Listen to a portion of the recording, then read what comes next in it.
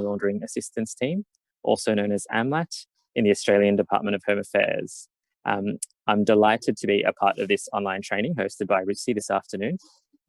This online training on targeted financial sanctions in the context of countering proliferation financing touches on important and relevant issues for all of us living in the region and as global citizens. So I'd first like to begin by commending the Royal Government of Cambodia on the historic passing of its law on combating the financing of proliferation of weapons of mass destruction and its associated sub-decrees. And we're very pleased to have worked with you and cooperated with you on this.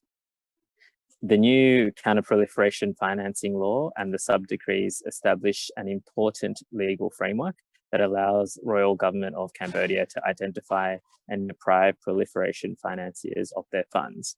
And this is not only important for the safety of Cambodia, but also for the safety, security, and stability of our shared region and the world in which we live. As long-standing bilateral partners, Australia is pleased to work with Cambodia to promote this stability through the development of this important legal framework.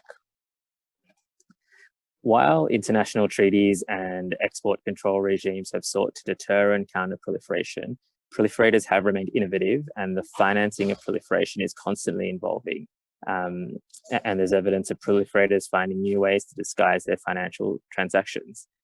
Proliferators rely on the international financial system to support their illegitimate activities, including through complex financial structures, which are often transnational, making it really difficult for governments and the international community to track and trace their activities.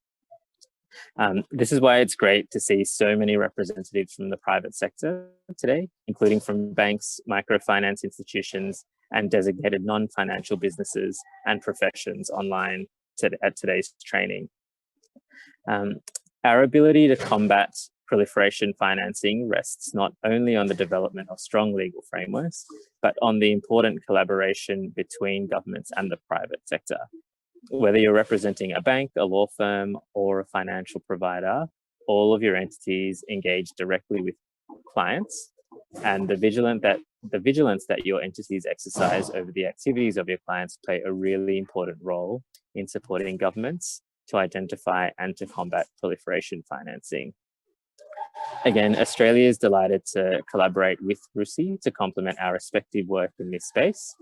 Over the coming months, we'll work closely with His Excellency and his team at the Ministry of Interior to deliver a virtual workshop to enhance the understanding of officials about the role of and how to implement targeted financial sanctions to combat proliferation financing.